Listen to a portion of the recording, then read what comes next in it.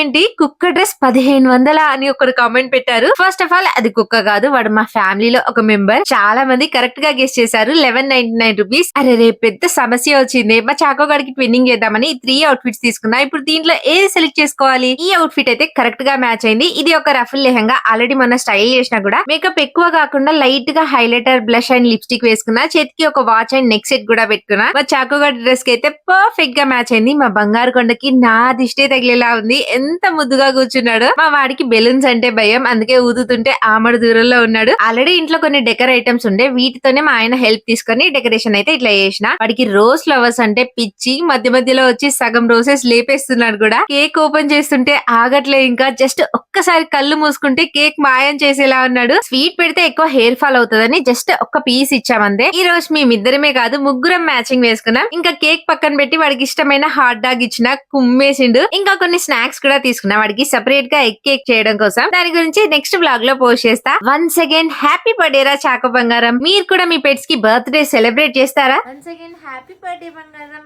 Happy birthday బంగారం.